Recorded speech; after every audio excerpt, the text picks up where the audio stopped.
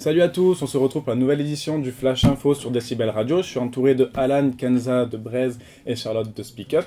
On commence tout de suite avec Alan et la marche arrière du gouvernement à propos de la taxe pollueur-payeur. Tout à fait Rémi, le gouvernement veut retoucher au principe du préjudice écologique.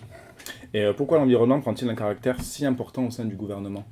Bah bien sûr que, ça paraît logique, mais il y a bien sûr tout le côté protection de la planète, environnement, biodiversité, mais aussi il faut aussi voir le côté économique derrière l'environnement. L'environnement est un bien public, c'est-à-dire qu'il est non rival et non excluable, c'est-à-dire que tout le monde peut en profiter, et donc chaque utilisation fait pâtir autrui. Et c'est pour ça que justement l'environnement prend une place importante au sein des discussions du gouvernement. Et jusqu'à quel point vont-ils faire marche arrière ? C'est beaucoup décrié par les socialistes et écologiques parce qu'ils veulent instaurer en fait un permis de polluer. C'est-à-dire qu'il va y avoir des productions qui vont être aptes à ne pas payer de taxes contre leur production polluante. Et là on parle notamment de toutes les entreprises qui vont utiliser par exemple le gaz de schiste ou le nucléaire. C'est vrai que pour l'environnement, c'est une chose très très négative, mais il faut aussi voir le côté économique, comme je l'ai dit. Ça va pouvoir permettre de relancer la croissance et le modèle économique de la France, surtout que l'on sait on est à plus de 10% de chômage en France. Donc il ne faut pas seulement percevoir cette décision du gouvernement comme négative, mais aussi comme une opportunité économique qui peut-être ravivera l'économie française. Évidemment. On continue directement avec Charlotte sur le Super Tuesday. Donc des élections américaines. Donc le Super Tuesday désigne, pour rappel, c'est le premier mardi du début du mois de mars de l'année des élections présidentielles américaines où un grand nombre d'États votent simultanément lors des primaires ou des caucus pour départager les candidats des deux principaux partis politiques. Donc Charlotte, peux-tu nous dire quels sont les deux grands vainqueurs de cette journée ? Alors les premiers résultats sont tombés et donnent Donald Trump et Hillary Clinton grands favoris de cette étape des élections présidentielles, avec toutefois un léger avantage pour Donald Trump qui comptabilise pour le moment un total de 7 États sur 12. Et que faut-il retenir de ces deux candidats ? Alors ce qu'il faut retenir de ces deux candidats, donc premièrement Hillary Clinton, elle représente le Parti démocrate.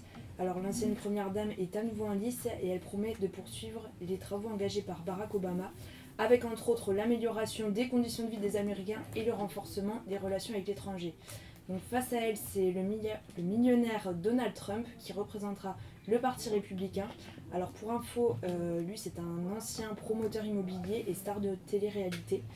Alors ce qui le rend crédible, ce candidat, c'est qu'il a beaucoup de prestance et qu'il est très à l'aise à l'oral. Et pourtant il n'aurait pas de connaissances particulières concernant les sujets politiques majeurs, étant donné qu'il n'a jamais rempli de fonction publique.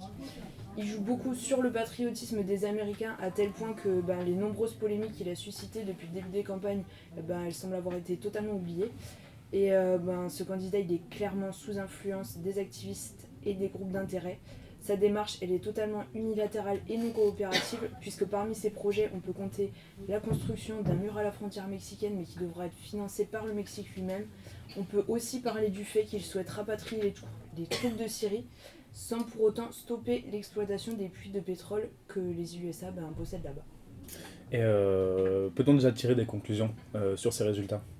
Alors on atteint toujours les votes de 10 États, mais il est clair que ce sera le duo final de ces élections. On reste donc sur l'éternel schéma républicain-démocrate. Attention quand même, parce qu'à ce stade c'est un peu tôt pour faire des prévisions, mais on peut garder à l'esprit que jamais un parti n'a gagné 3 élections présidentielles successives, et donc c'est au parti d'Hillary Clinton de prouver le contraire. Merci Charlotte. On enchaîne de suite avec Kenza sur le processus de paix en Syrie. Oui, alors Washington et Moscou ont communiqué cette semaine la mise en place d'un cessez-le-feu qui va être effectif à partir du 27 février, donc il est déjà en place, sur le territoire syrien. Les États-Unis et la Russie sont deux grandes puissances qui soutiennent les deux parties différentes du conflit, et cet accord laisse espérer un début d'amélioration. Donc pour rappel, le conflit commence avec le printemps arabe en 2011, qui a rencontré une résistance en Syrie avec le gouvernement de Bachar el-Assad et qui a entraîné par la suite la guerre civile que l'on connaît. Le conflit dure depuis 5 ans maintenant et a fait plus de 250 000 morts et plus de 12 millions de réfugiés et de déplacés. Alors le cessez-le-feu est toujours une étape cruciale dans un conflit, puisqu'elle précède la diplomatie, et dans le cas de la Syrie, le fait qu'il soit institué par deux grandes puissances peut avoir une influence sur les autres acteurs régionaux. Il y a quand même des zones d'ombre au tableau, puisque restent exclus de l'accord l'État islamique et la filiale syrienne d'Al-Qaïda. Mais est-ce que cet accord est réellement crédible? Alors, si on peut douter de l'efficacité de cet accord, c'est aussi parce que le Conseil de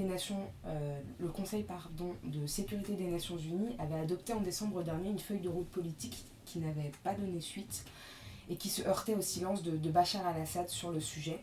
En plus de ça, les objectifs diffèrent selon les pays, notamment avec la Russie qui souhaite rétablir intégralement le régime de Bachar al-Assad. Donc la situation est très complexe. On peut donc se questionner sur la solidité de l'accord. Notons aussi que le processus de paix sera laborieux, la zone impliquant de nombreux conflits religieux auxquels s'ajoutent les intérêts internationaux de grandes puissances. D'accord, merci Kenza. Donc comme on le sait, cette crise se reflète chez nous, qu'on appelle la crise des migrants. Donc l'Europe cherche une solution à cette crise avec une aide humanitaire de plus de 700 millions d'euros pour les pays accueillant le plus de réfugiés.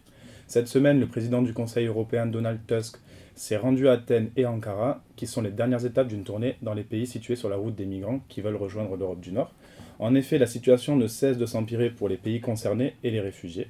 En Grèce, quelques 10 000 personnes sont toujours bloquées à la frontière macédonienne. L'engrenage des restrictions récemment décidé par plusieurs pays balkans les a piégés en Grèce, faisant planer selon l'ONU la menace d'une crise humanitaire imminente.